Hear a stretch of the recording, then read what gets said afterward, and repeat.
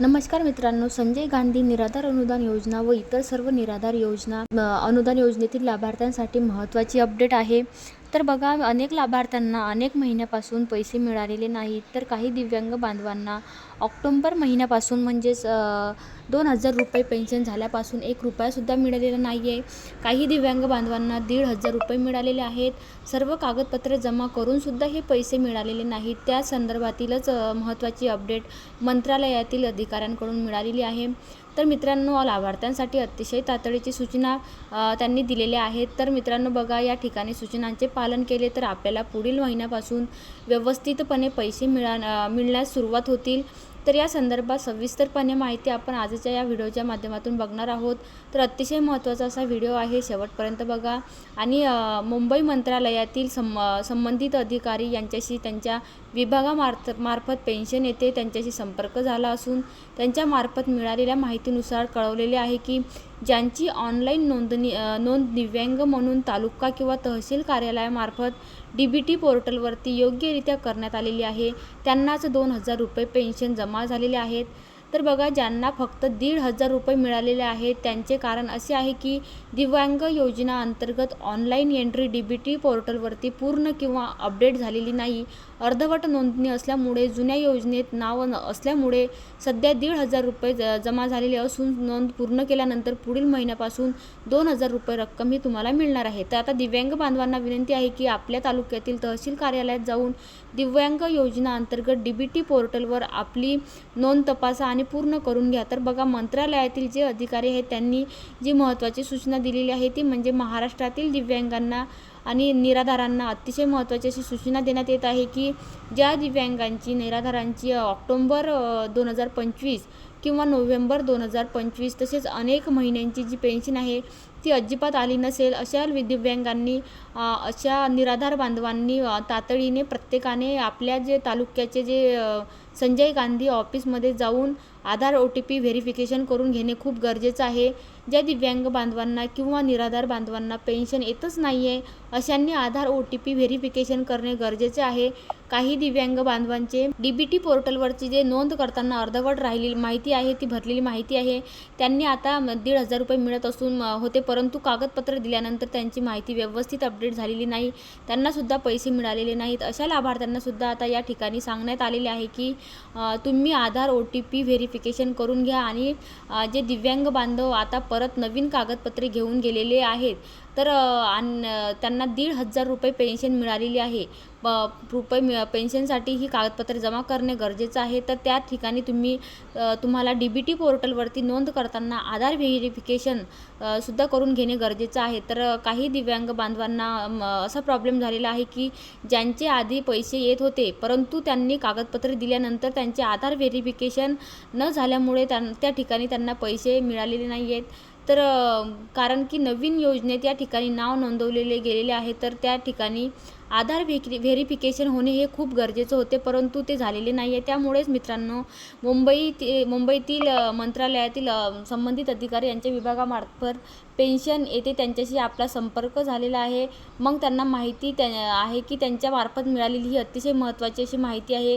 त्यांनी सांगितले आहे की ज्यांची ऑनलाईन नोंद दिव्यांग म्हणून तहसील कार्यालय किंवा तालुका कार्यालयामार्फत DBT पोर्टलवरती योग्यरित्या करण्यात आलेली आहे त्यांनाच आता महिन्यापासून 2,000 रुपये हे पेन्शन जमा होणार आहेत.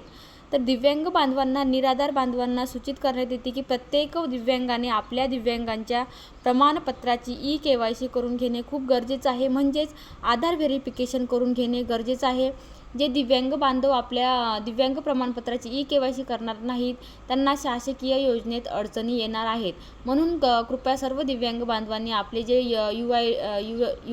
UID कार्ड आहे त्यांची EKYC पेंडिंग दाखवत असेल तर त्या पोर्टलवरती जाऊन त्या ठिकाणी तुम्हाला EKYC करणं खूप गरजेचं आहे. तरच तुम्हाला सर्व दिव्यांग बांधवांना या सूचना देण्यात येत आहेत. आणि दिव्यांग बांधव असाल तर त्या ठिकाणी तुम्ही तहसील कार्यालय जाऊन त्यांची नोंद 2,000 रुपये पेन्शन जमा झाली नाही अशांनी या ठिकाणी खालील कागदपत्रे जमा करण्यास सांगितलेले आहेत. तर आधार कार्ड, पॅन कार्ड, दिव्यांग दाखला, UDID card, bank passbook original व झेरॉक्स घेऊन जाणे आणि आधार कार्डचे झेरॉक्सवर मोबाईल नंबर लिहिणे व UDIDची KYC करून घेणे गरजेचं आहे, तरच त्या ठिकाणी तुम्हाला जे पैसे आहेत ते जमा होणार आहेत. अनेक दिव्यांग बांधवांनी ही सर्व प्रक्रिया केलेली आहे, पण ज्यांनी पैसे आलेले नाही त्यांनी ही प्रक्रिया करणे गरजेचं आहे. आणि ज्या दिव्यांग बांधवांचं DBT पोर्टलवर अजूनपर्यंत दिव्यांग म्हणून नाव नोंदणी झालेली नाही, त्यांनी तहसील कार्यालयात जाऊन आपली नाव नोंदणी करून घेणे खूप गरजेचं आहे. तर अजूनपर्यंत ऑप्शन या ठिकाणी आलेला नाही आहे. तर असे सांगतात ते काही ठिकाणी हे ऑप्शन आलेले नाही आहे.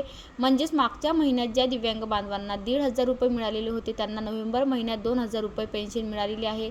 तर त्या ठिकाणी तहसील कार्यालयात जाऊन तुम्ही त्यांना सांगा की DBT पोर्टलवरती नाव नोंदवून घ्या आणि त्या ठिकाणी तुम्ही सर्व कागदपत्रे त्यांना दाखवा.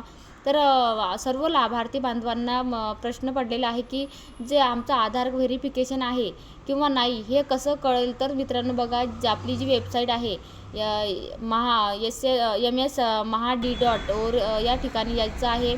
या ठिकाणी आल्यानंतर तर आपल्याला या पद्धतीने दिसेल. तर मित्रांनो बघा, या ठिकाणी आपण काय करायचं आहे की लाभार्थी स्थिती आहे, तर या लाभार्थी स्थिती या ठिकाणी क्लिक करायचं. म्हणजेच आपलं जे स्टेटस आहे ते बघायचं आहे आणि स्टेटस बघण्यासाठी लाभार्थी स्थितीला क्लिक केल्यानंतर आपल्यासमोर अशा पद्धतीने माहिती येईल.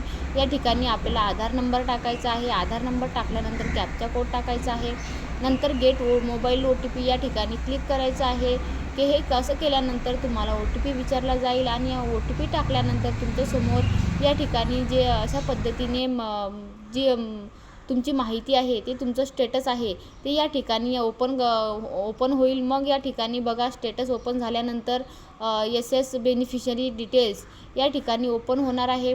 आता या ठिकाणी तुम्ही कोणत्या योजनेत आहे, तुमचं नाव काय आहे, तुमचं जिल्हा कोणता आहे, तुम्ही कोणत्या योजनेमार्फत अनुदान घेत आहात, तर अशी सर्व माहिती या ठिकाणी तुमचा number, Aadhaar number, mobile number, district, village, Aadhaar demo authentication status नो आले.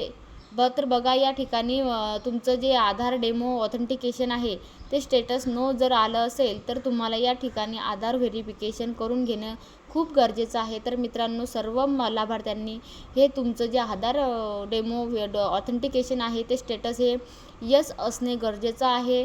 जर नो असेल तर तुम्हाला तहसील कार्यालयात जाऊन आधार डेमो ऑथेंटिकेशन म्हणजेच आधार व्हेरिफिकेशन करून घ्यायचं आहे. त्या ठिकाणी काही ठिकाणी OTPद्वारे केलं जातं किंवा काही ठिकाणी जर त्यांचे मशीन नसेल तर थंबसुद्धा ठिकाणी आधार डेमो ऑथेंटिकेशन केलं जातं.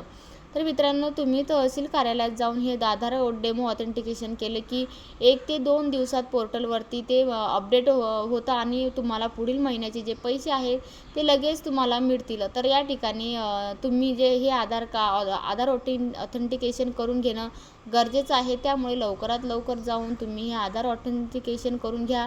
आणि डिसेंबर महिन्याची जी पेन्शन आहे याबाबत अजूनपर्यंत काही वेबसाईटवरती कुठल्याही प्रकारचा मेसेज आलेला नाही आहे. तसेच GR सुद्धा आलेला नाही, त्याबाबत काही माहिती मिळाली नाही. तर आपल्यापर्यंत नक्की पोहोचू आणि जास्तीत जास्त दिव्यांग बांधवांपर्यंत, निराधार बांधवांपर्यंत हा व्हिडिओ नक्की शेअर करा आणि व्हिडिओ आवडल्यास व्हिडिओला लाईक करून चॅनलला सबस्क्राईब करा.